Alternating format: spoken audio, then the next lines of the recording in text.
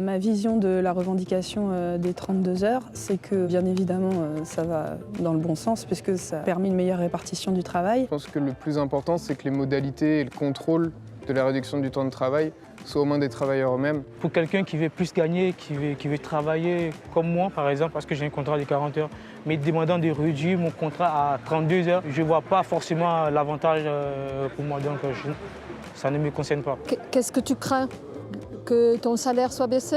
Effectivement, parce que je me dis comme ça, si je travaille 32 heures, est-ce que le salaire il va être le même que j'ai aujourd'hui? Parce que c'est une question qu'il faut se poser.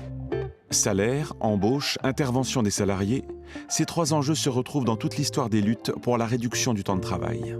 Nous dont la lampe le matin au clairon du coq se rallume, nous tous qu'un salaire incertain ramène avant l'aube à l'enclume, nous qui des bras, des pieds, des mains, de tout le... Il faut parfois une révolution pour réduire le temps de travail. En 1848, en pleine crise économique, sociale et politique, la monarchie de Juillet est renversée, la République est proclamée. Et d'un coup, les revendications inexistantes, ou qui jusque-là étaient diluées, émergent, coagulent avec les organisations ouvrières. Tout se joue ici, dans l'hôtel de ville de Paris, où siège le gouvernement provisoire, qui, le 2 mars 1848, sous la pression ouvrière, décrète la réduction générale du temps de travail. Premier décret sur le temps de travail.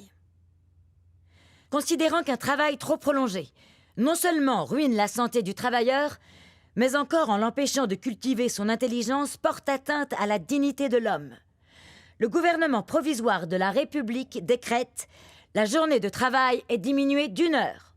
Pour la première fois dans l'histoire, un gouvernement ose limiter la durée du temps de travail des adultes. Et très vite, ceux qui craignent cette loi vont s'efforcer d'empêcher sa mise en œuvre. Et ils réussissent, au lendemain de l'écrasement de l'émeute ouvrière de juin 1848, à ce que la loi, en septembre, soit abolie et remplacée par une loi qui fixe la durée du travail à 12 heures, qui est suivie quelques années plus tard, en 1851, par une nouvelle loi qui autorise des heures supplémentaires non majorées.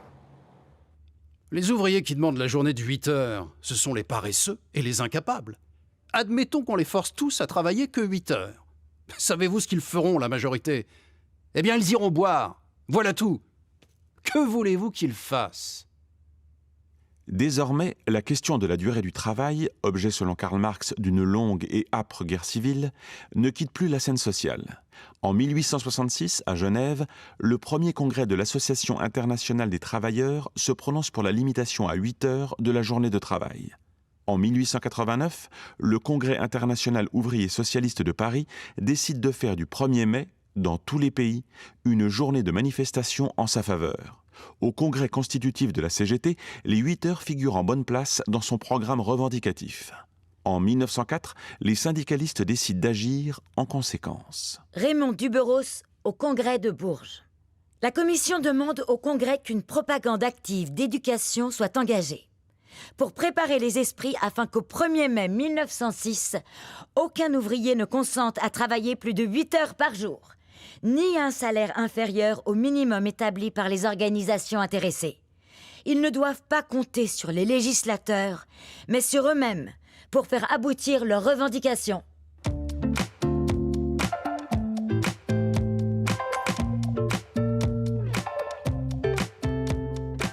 L'action d'ampleur engagée le 1er mai 1906 se heurte à la vive opposition du gouvernement qui crie au complot.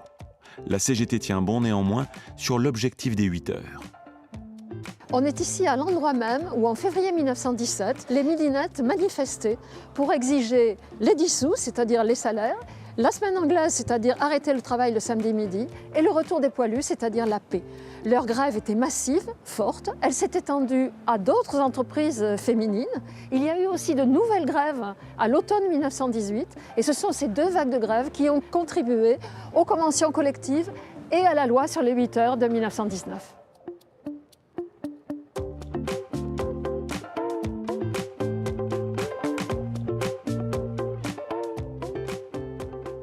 Alors, il y a des décennies que le mouvement ouvrier se bat pour les 8 heures par jour. Et d'un coup, en 1919, tout est réalisé. En quelques semaines, la loi est préparée, discutée, votée à l'unanimité, à la veille, et c'est ça qui compte, du 1er mai 1919, dont on sait qu'il sera mouvementé. Il y a eu la révolution russe, il y a eu la guerre, il y a un formidable mouvement social. Il faut aller vite. Il faut aller vite, mais prendre des précautions. Et dans ces précautions, cette loi qui est très générale prévoit des dérogations et prévoit d'autre part qu'il y aura des décrets d'application. Et c'est là que l'opération de retardement va avoir lieu. Les derniers décrets d'application de la loi de 1919 ne paraîtront qu'en 1935, à la veille de la loi des 40 heures. La crise et le chômage des années 30 popularisent la revendication des 40 heures et des congés payés. Mais ces deux revendications ne figurent pas dans le programme du Front populaire. Ce sont les grèves de mai et juin 1936 qui, par leur ampleur, les remettent dans l'actualité, amenant le gouvernement de Léon Blum à déposer 2 projets de loi en ce sens. Alors que la vague de grève grossit, le gouvernement de Front populaire, à peine constitué, obtient le vote des 2 lois qui instaurent 2 semaines de congés payés et la semaine de 40 heures, payée 48. Il me semblait que c'était pas possible pendant 15 jours de ne pas travailler et d'être payé. Être en congé en étant payé, c'était le miracle. Même en rêve, personne n'avait jamais imaginé que cela fût possible. En 36, comment qu'on est parti en vacances? On est parti 15 jours.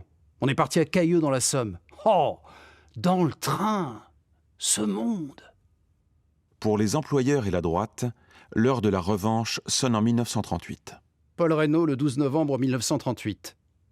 Devant les étrangers qui nous écoutent, je vous annonce qu'en France, la semaine des 2 dimanches a cessé d'exister. Les décrets-lois de novembre remettent en cause les 40 heures et réduisent la majoration des heures supplémentaires. Pour contrer l'appel à la grève générale de la CGT, le gouvernement réquisitionne à tour de bras, le patronat lock-out 800 000 grévistes. Des centaines de syndicalistes sont condamnés à des peines de prison ferme. En revanche, les congés payés subsistent. Jusqu'à aujourd'hui, les congés payés n'ont cessé de s'étendre, preuve de l'attachement profond des salariés au temps libre cumulé. En 1946, les 40 heures sont rétablies. Mais c'est la reconstruction, il faut se retrousser les manches. Les heures supplémentaires sont systématisées. La durée réelle du travail pourra aller jusqu'à 60 heures par semaine. Jusqu'aux années 60, la France aura la durée réelle du travail la plus importante des pays développés. Années 50, sur le chantier naval de Port-de-Bouc. On faisait travailler les jeunes de 13-14 ans la nuit, le dimanche. Parfois, moi, il m'est arrivé de travailler tout le dimanche entier, et le soir, on travaillait jusqu'à 8 heures. On commençait à 7h30, et on travaillait jusqu'à 8 heures. On faisait des heures supplémentaires. Alors vous vous imaginez un peu ce qu'était la jeunesse de ces enfants qui étaient au travail ?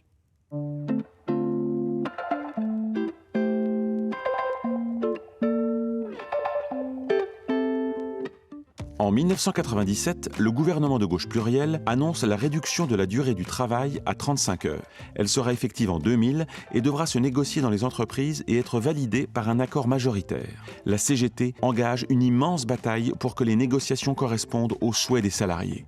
Elle réalise des milliers d'adhésions et crée de nombreux syndicats. Donc la demande des salariés à ce moment-là était surtout de vouloir réduire la durée du travail sans la perte de salaire. Donc il a fallu qu'on les accompagne sur le contenu de la réduction de temps de travail, mais aussi dans les moyens de mobilisation. Alors la mobilisation par exemple, si je prends une entreprise dans laquelle la CGT était présente comme Demauduit, une entreprise donc, qui fabriquait du papier à cigarette, les débrayages ont eu raison, je dirais, de la direction, puisque la CGT a pu arracher un accord de réduction de temps de travail avec 51 emplois créés et 6% d'augmentation de salaire. Et ça nous a permis de mobiliser des militants, de mobiliser des syndicats, de créer des solidarités avec des salariés qui n'avaient pas de syndicat. Ceux qui ont pris les 35 heures à bras-le-corps ont eu une bonne réduction du temps de travail. Il va sans dire que nous avons perdu une bataille, mais que nous n'avons pas perdu la guerre. Au milieu des années 2000, environ un quart des salariés estiment avoir gagné à la mise en place des 35 heures, la moitié n'a pas vu de changement et un quart estime que ses conditions de travail et de vie se sont détériorées. Dans ce dernier quart, beaucoup de salariés du bas de l'échelle des salaires, beaucoup de femmes aussi. Les lois des 35 heures, vrai progrès social pour les uns, auront donc accentué les difficultés des autres et ouvert la voie à de nouvelles flexibilités. Avec les congés payés en 1936, on a découvert le temps libre. Et depuis, ce temps libre, on a envie de le faire de plus en plus important, de plus en plus cumulé, pour en disposer pour soi, pour les autres, pour la vie culturelle, pour s'éduquer, pour faire du sport, pour militer.